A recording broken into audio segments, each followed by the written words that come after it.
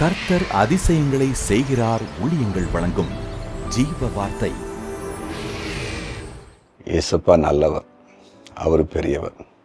ஒவ்வொரு நாளும் ஜீவ வார்த்தை மூலம் அவர் பேசுகிற வார்த்தைகள் ஆண்டோடைய நாமத்திற்கென்று கிரியை செய்து வருகிறது.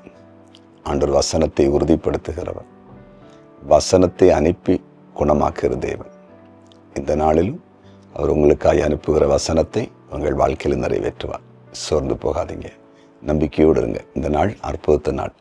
இயேசப்பா உங்களை ஆசீர்வதிக்கிற நாள். இன்றைய ஜீவார்த்தைக்கான வசனம் சங்கீதம் 29:11.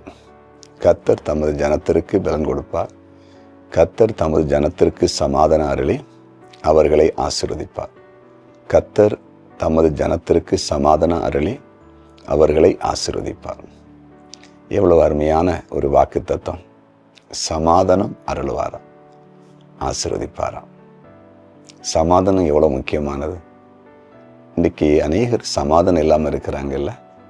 எல்லாம் இருக்குது, வேலை இருக்குது, பணம் இருக்குது, பொருள் இருக்குது, அழகு இருக்குது, பதவி இருக்குது. ஆனால் எத்தனையோ குடும்பத்தில் சமாதானம் இல்லை. கணவன் மனைவிக்குள்ள ஒரு சமாதானம் இல்லை, பெற்றோர்களுக்கும் பிள்ளைகளுக்குள்ள ஒரு சமாதானம் இல்லை, வேலை ஸ்தலத்தில் ஒரு சமாதானம் இல்லை.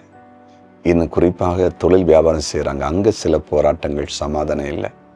கர்த்தருக்கு ஊழியம் செய்கிறாங்க அநேக தேவ பிள்ளைகள், அங்கே ஊழியத்தில் இருக்கிற சில நெருக்கடிகள், போராட்டங்கள், குடும்பத்தில் இருக்கிற சில பிரச்சனைகள் சமாதானத்தை கெடுத்து வைத்திருக்கிறது. சமாதானம் நமக்கு முக்கியம் அல்லவா? யோவான் 14:27 என்னுடைய சமாதானத்தை நான் உங்களுக்கு கொடுக்குறேன்னு சொல்லியிருக்கார் அல்லவா? இன்றைக்கி சமாதானம் இல்லாமல் யாராக இருக்கிறீங்களா? உங்கள் வாழ்க்கையில் ஏதோ ஒரு பிரச்சனை உங்களுக்கு நேராக வந்து, ஏதோ ஒரு நெருக்கடி வந்து சமாதானத்தை இழந்துட்டீங்களா? அந்த பிரச்சனை முடிவுக்கு வரும். உங்கள் சமாதானத்தை பார்ப்பீங்க. சோர்ந்து போகாதீங்க, டென்ஷன் ஆகாதீங்க. சமாதானம் கிடைக்கும். சமாதானம் மட்டும் இல்லை, சமாதானம் அருளி அவர்களை ஆசீர்வதிப்பாராம். கர்த்தருடைய ஜனத்திற்கு ஆண்டவர் சமாதானத்தை கொடுத்து ஆசீர்வதிப்பாராம். ஆசீர்வாத குறைவோடு இருக்கிறீங்களா? ஒரு பக்கம் சமாதான குறைவு, மறுபக்கம் ஆசீர்வாத குறைவு, செழிப்பற்ற நிலை, வறுமை, தரித்திரம், தேவைகள் சந்திக்கப்படாத நிலை, நல்ல வேலை வாய்ப்பில்லை, தொழில் வாய்ப்பில்லை, வருமானம் இல்லை. அப்படி கலங்குறீங்களா? கலங்காதீங்க. இன்றைக்கு உங்களை இயேசப்பா ஆசீர்வதிக்க போகிறார். 5 அப்பத்தை 2 மீனையும் ஆசீர்வதித்து பெருக பண்ணி அதை 5000 குடும்பத்திற்கு போஷிக்கும்படிக்கு அற்புதம் செய்த ஆண்டவர் இன்றைக்கும் உயிரோடு இருக்கிறார். அவர் உங்களை ஆசீர்வதிக்க போகிறார். நீங்கள் மேன்மை அடைய போகிறீர்கள். விசுவாசிப்பீங்களா? ஜெபிப்போமா? ஜெபிப்போம்.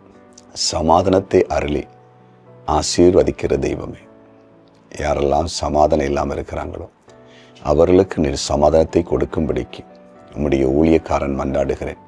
வியாதியினால் சமாதானம் இல்லாமல், கடன் பிரச்சனையினால் சமாதானம் இல்லாமல், வழக்குகளினால் சமாதானம் இல்லாமல், பல எதிர்ப்புகளினால் சமாதானம் இல்லாமல், நிந்தனை அவமானங்களால் சமாதானம் இல்லாமல் ஆண்டவர் இருக்கிற எல்லாருக்கும் சமாதானத்தை அருளுங்க.